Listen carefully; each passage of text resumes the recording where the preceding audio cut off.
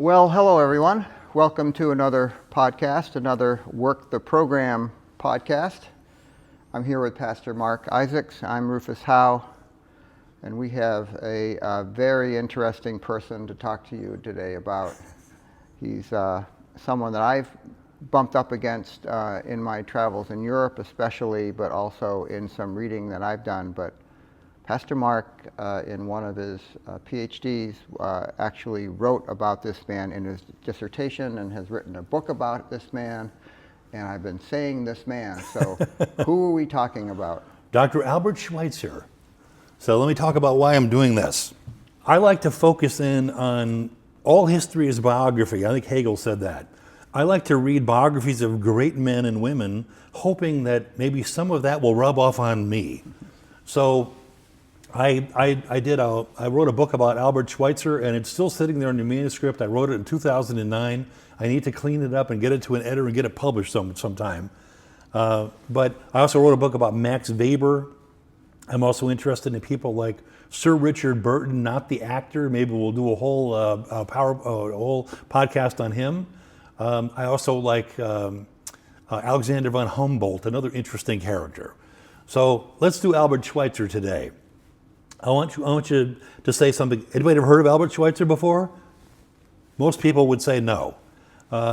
He was one of the world's most famous people. He died in 1965, and he's one of these people where he's famous in his lifetime, wildly famous, but now today very few people know about him unless you have a morbid interest in something like this. So he's a kind of an unknown person.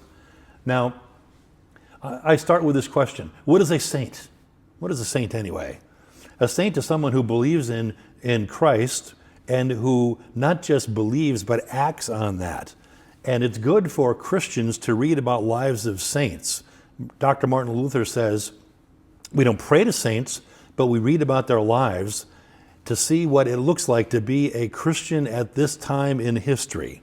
Extremely important. People know about Dietrich Bonhoeffer. What does it look like to be a Christian in Nazi Germany? Dietrich Bonhoeffer was executed by the Nazis in 1939. What does it look like to be a Christian in our time and in our place? Albert Schweitzer came from this generation, the generation that produced Lenin, Stalin, Hitler, and Mao. They're all born at the same time. And of course, we know about Hitler because we watch the History Channel. We know about Stalin, Chairman Mao. Chairman Mao killed 70 million people in time of peace. Hitler did 50 million or more. Stalin killed 66 million, according to Alexander Solzhenitsyn. And Lenin, he died in 1924, or he probably would have killed more people than Stalin did. This is the same generation. But yet, we remember these maniacs, these mass murderers, but we don't really know anything about Albert Schweitzer, who's a man of peace, who's a real living saint. During his time, he was you'd say Mother Teresa. You'd be in that category. So let's talk about what did this guy do anyway. Well, in 1952, he was given the Nobel Peace Prize. These days, they give peace prizes to people who probably don't really deserve it. Albert Schweitzer really deserved the Nobel Peace Prize. On the cover of Time magazine, he's famous. He's a very famous person. He was a polymath. What does that mean? He's good at everything. I mean everything. He can break his life up into four legs, like a table. There's four legs. First, he's a Lutheran pastor and a theologian and a New Testament scholar. So you can stop right there. He would have had a complete life and been a wonderful person. But no, there's more. He's also a gifted organist, a musicologist, and a Johann Sebastian Bach scholar. I'll talk about that in a little more detail a little later on. And for his hobbies, he liked to rebuild organs that were made in the 16th and 17th centuries. He actually would take the organ apart and rebuild it. He did this among all the other things he did in his life. He's also a philosopher and a peace activist and a great humanitarian. And he's a missionary physician who served in Lambaréné, French Equatorial Africa, which is modern-day Gabon. It's about 150 miles up the river in the middle of the jungle. So he did four things. He's a theologian, he's a musicologist, He's a humanitarian philosopher, and he's also a physician, missionary physician who served for 50 years. So he's quite an interesting character. And the central idea that you hub around is the concept of the reverence for life. So remember that. That's his key thing, the reverence for life. That's the center of his ethic. Now, he's born in Kaisersberg in upper Alsace. What's Alsace? Alsace is between Germany and France. It's an unfortunate place to be, because whenever the French want to fight the Germans, they go through Alsace. Whenever the Germans want to fight the French, they go through Alsace. So Alsace was part of France until the Franco-Prussian War. Then it became German, and after World War I, it became French again. And then when Hitler came into power, it became German again. So it's a back and forth. So the people in Alsace speak Alsatian dialect, which is a 13th or 14th century German dialect. So it's not quite French, it's not really German, it's sort of in between. That fact is very important when you try to understand Albert Schweitzer. He's born in Alsace. So he likes Germany, appreciates German culture, but he also appreciates French civilization and French culture. So he's got like one foot in each of the worlds here. His birthplace is a Albert Schweitzer Museum. I actually had the privilege of going there. I did 1 month of postdoctoral work in Strasbourg, France, which used to be part of Germany. So in that area, Alsace is a beautiful area.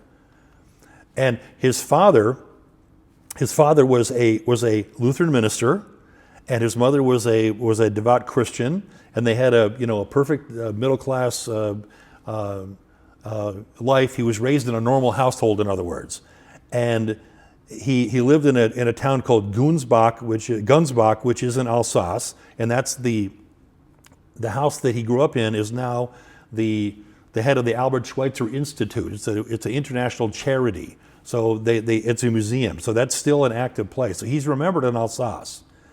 And again, he grew up in idyllic countryside, running around. And one of the great stories of his childhood is that one time he was out there with little boys, they're 8, 10 years old, and they're throwing rocks. And a rock that he threw hit a little bird and killed the bird. And he was very sensitive. And for that moment on, he had this like urge not to kill animals or kill any other living being. So he has like an early age here. He goes to, he follows in his father's footsteps and becomes a Lutheran minister. So he goes to the University of Strasbourg, and they have a Protestant seminary there. And he gets a PhD, Doctor of Theology degree, and a PhD degree in philosophy. And he studies, and he's made a professor at the seminary, and he's a Lutheran pastor in town. So he's a pastor and a theologian and a professor. At age 31, he has a spiritual awakening. He says, up until this point in my life, I've lived for myself. I've amassed all these degrees. He has a beautiful position teaching, a beautiful position being a Lutheran pastor. He has it made in life, but he feels he needs to do something to make the world a better place. So what does he do? He enrolls in medical school at the University of Strasbourg, and he specializes in tropical diseases. So he spends the next 7 years up all night studying. And there's a famous story that he would put ice in a bucket and put his feet in the bucket to stay awake so he could do his studying. So after 7 years, he becomes a medical doctor. So he's a doctor of theology, he's a philosopher, and now he's a medical doctor. So he's got 3 doctorates going on here. Now, before I get too far ahead here, I want to talk about his Bach interests. He's interested in Johann Sebastian Bach. Okay, now, Charles Marie Widor was a famous organist, and he was an organist in Paris, and he died in 1937, world renowned. So Schweitzer would save money and take the train and go into Paris to take organ lessons with Widor. And Schweitzer was an accomplished organist. And these are some of his CDs here. Right? There are a lot more of them here. But I have at least 4 of them. And what he would do, to raise money for his mission in Africa, he would go back to England or even the United States and do concerts and play Bach on the organ and record it. And then these recordings and his appearances would make money to support his mission. So he always kept the music in his background. And so he's an accomplished organist. And especially he's interested in Johann Sebastian Bach. Now, when you think of Bach today, even if you're not interested in music, Bach is an extremely important composer. And Bach, when Bach died in 1750, he was considered old and passé, because the newer music leading to Romanticism, they looked down on Bach as too formal and too stiff and too mathematical. And people in France and Alsace basically had no appreciation for Bach. Why? Because he's a German composer, and he's also Lutheran. He's not Catholic. So there's this hole in France and Alsace about knowledge about Bach. And Bach was basically forgotten, except by experts, until Felix Mendelssohn and Johann Wolfgang von Goethe came along in the 1830s, and they revived Bach's music and appreciation for music, because he's German. He appealed to romantic sentiments, and so there's a Bach revival. So one of the things that Schweitzer does, he writes a 2-volume set, but this big, about Johann Sebastian Bach, and he studies all of Bach's music, and his goal is to make Bach's music known to sophisticated French readers. And the book was translated into English, and it's highly regarded by Bach scholars even to this day. Now, he was also interested in Wagner. So at an early age, he was able to go to the Bayreuth Festival and see the Wagnerian operas. And he really admired Wagner's operas, but he was still rooted in Bach. And Cosima Wagner, who was the wife of Richard Wagner, she died in 1937. She lived a long time. Schweitzer would actually go to her house and talk to her in person, so he knew Cosima Wagner, which is kind of an odd and interesting thing. He also attended the Passion Play in Oberammergau in 1900. A group from our church went there about 10 or 15 years ago, and it's a spectacular pageant play. It's like 4 hours long, and it looks like a bunch of Renaissance paintings, and it's like a musical, so they sing along with it.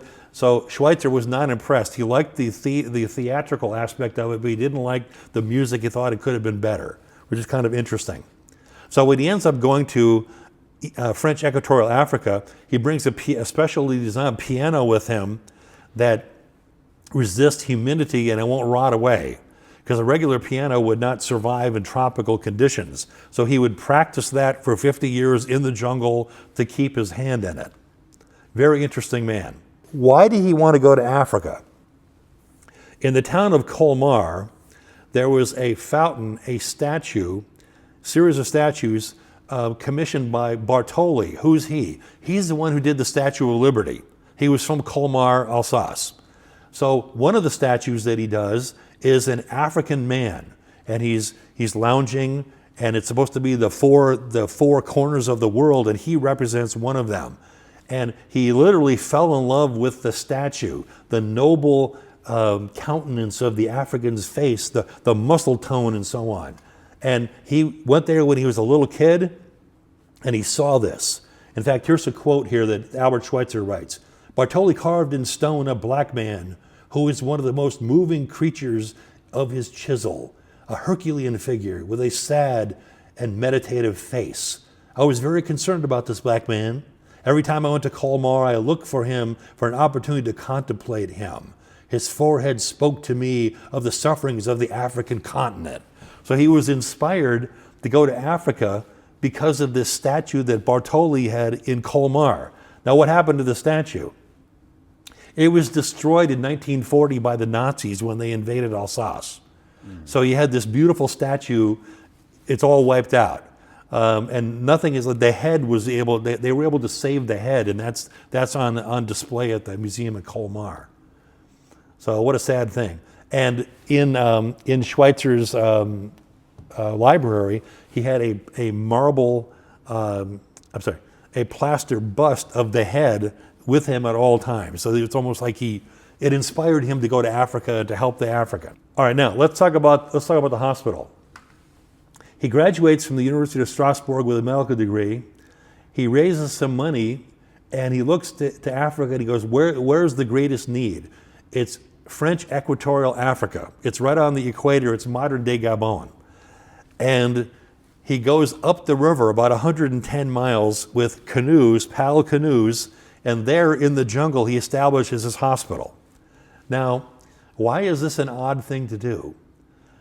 Central Africa is a place where, in the late 19th century, if Europeans went there, you would last about a year or two, and you'd die of a heinous tropical disease, malaria, river blindness. It's a long litany. This man went there and lived for 50 years in the jungle, and it's an unbelievable thing. A normal person would have died after a couple of years. He was there for 50 years. It's a remarkable accomplishment. And so he sets up his hospital, and the people that he is ministering to they're like tribal people in the jungle. And the life expectancy is very low. They don't have modern medicine at all. So he sets up a village, and it looks like an African village, and people would come in and he would take care of them. Now, if you go to the hospital here, it's a sterile room with clean sheets and all this stuff. When the Africans come to the clinic, they come with their whole family. So the sick man would be laying on a cot, and the whole family would be around him, and they would help and take care of him and so on. European visitors that would go to Albert Schweitzer's hospital were horrified at the conditions. He met the Africans where they are in the villages that they would live in. He didn't build like a European hospital that would be nice in Germany and plop it down in the middle of the jungle. So very interesting guy, and he understood the healing power of having your family with you in the hospital. You know, we went through COVID, didn't we? Well, my mother died alone in a hospital because of COVID. My father, who they were married for 60 years, couldn't go in there because of COVID. And when you get to the end of your life or when you're sick, do you really want to see the doctor? Not really. You want to be with your family, don't you? Right. Well, Albert Schweitzer understood this, and it's a beautiful thing. But he was criticized up and down because, it's unsanitary conditions. And he did things like, he has one story that he talks about, he heard like howling in the jungle, and he sent men out there to see what it was, and it was a man that had a hernia, and it was really bad. And without Albert Schweitzer there, the man would have died. So he did a hernia surgery and saved the man's life. But in the primitive jungle like that, they just, you die at a young age. This is so far, this is an incredibly interesting. Oh, he's an unbelievable man. Yes. It begs the question, did he have a family? What was... Yes. He was married, and his wife was a nurse, and she stayed with him the whole time. And he also had a daughter named Helen that kind of took over and ran the hospital. Because remember, he was there for 50 years. He was an old man when he died. And so his wife and his daughter kind of ran the thing, and they brought in outside nurses and doctors all the time, to help the Africans. What a family. And in order to raise money, again, he would go back to Europe or England or United States, and he would do concerts and fundraisers, and he knew like everybody. He was famous, like Helen Keller and Albert Einstein and all these people, and Bertrand Russell, all kinds of interesting people. He had an exotic life, but it sounds to me like he wasn't a very wealthy man. Well, yeah, I think he used his money to keep the hospital going. He was like single mission driven, Yes. Wow. It's incredible. And just, what does a saint look like? It looks sort of like this. Now, what's his big concept in life? His big concept of life is called the reverence for life. Okay, I'll give you a couple of quotes and then I'll talk about how he arrived at this. Reverence for life affords me my fundamental principle of morality. Okay, so we would say something like, you base moral and ethics on, because Christ loved you, therefore you should love other people. we would have something like that. His concept is reverence for life. And that means not just human life, but he loved animals. So there's all kinds of pictures. He had a pelican that was injured, and he took care of it, and the pelican was like his pet that followed him around the jungle. He also had cats and dogs, and he loved animals. He loved all forms of life. Here's another quote, and then I'll talk about how he arrived at this. A man is ethical only when life as such is sacred to him, that of plants and animals, as if, and also his fellow man. And when he devotes himself helpfully to all life, that is the need of help. In other words, the reverence for life is a central concept, right? Now, does that stand in contrast to people like Lenin and Stalin and Hitler and Mao? No, they think human life, that certain people should be dead, the proletariat or the Jews or gypsies or something. Capitalists should be killed to make the world a better place. Albert Schweitzer has reverence for all life. Think about that for a minute. It's a huge idea. When did he arrive at this? He doesn't like mechanized motorboats. So he's going up the river 100 miles and he's being paddled in a canoe. And they come around a corner one day, just as the sun is rising, and they come around the corner and there's a herd of hippopotamuses in the water. And he saw that and he said it's like a moment of clarity, that he realized what a beautiful world this is and that we should have reverence for all life. So for him, going to church would be like seeing the hippopotamus frolicking in the river. Mm-hmm. I mean, think about that. What a beautiful moment that must have been. It was like a moment of enlightenment for him. And he was a prolific writer. I think he probably tried to make money in writing too. Here's his book, The Reverence for Life. And he would say to people, how is my philosophy coming? So he expected his followers to also practice reverence for life around the world. And he wanted to know if this concept was making progress in the world or not. We look at the 20th century and we think, yeah, we kind of ignored the concept of reverence for life, didn't we? Right? Mm-hmm. So he's a true peacemaker. Like I said, he was awarded the Nobel Peace Prize in 1952, and he of all people that ever received it, he deserved it for his concept. And again, he's not just a person who philosophizes about the reverence for life, he actually lived it out. He tried to save and preserve life and alleviate human suffering. I think it's a beautiful thing. So what else did he do? He wrote about theology.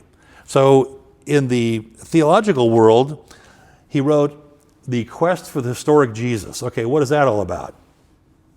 The Quest for the Historic Jesus is, before he went to medical school, he's a theologian now, he looks back at all of the lives of Jesus. So they started writing lives of Jesus in about 1790, and he goes through about 15 different German writers who write about the life of Jesus. And his bottom line is that people who write about the life of Jesus end up with a portrait of Jesus that resembles themselves. Right? Interesting. So, and that's pretty interesting, isn't it? That Jesus is not described, we don't have a height, we don't have his weight, we don't have his skin color, we don't know what color his hair was, we don't know what color his eyes were. Of course, we think that Jesus had blonde hair and blue eyes because we watched the Jesus movies from the 50s, right? But Jesus is not physically described. And what we know about him is things like the Sermon on the Mount, Sermon on the Plain. We know that he did miracles, walked on the water. Well, we want more. So we try to add to it by reading the Gospels and other things to try to come up with a biography of Jesus. Remember, the Gospels are not biographies. And Schweitzer's conclusion is that, yeah, people sort of come up with a Jesus that supports their particular point of view. So a liberation theology person would say, Jesus is really a communist or a Marxist, and it's obviously reflected in the way he teaches. Or they make him out to be, a Protestant or a Catholic Jesus, right? So that's one of his major insights. He also wrote a book about a study on the Apostle Paul. And he wrote 13 letters of the 27 books in the Old New Testament. So he writes about Paul. Lutherans are interested in Paul. He writes about Paul. So the bottom line is Albert Schweitzer is this remarkable character of humanitarian, the reverence for life. He's a Bible scholar who his Bible scholarship work is still being debated and discussed to this day. I think he wrote the book in 1905, Quest for Historical Jesus. And he's also this great humanitarian, and the reverence for life concept is something that I think that we can learn from today, and we should be practicing that. It's very, very important. Yeah. And where is he buried? He's buried outside of his hospital in the French Equatorial Africa, Gabon, today. Wow. And he's honored, by postage stamps and around the world, and there still are Albert Schweitzer institutes around trying to teach about him. And it's sad that people don't seem to know anything about him. How much is known about his continuation of his pastor life while he was a physician? He would hold religious services for the natives in the coming out of the jungle for the hospital, but it wasn't like his main thing.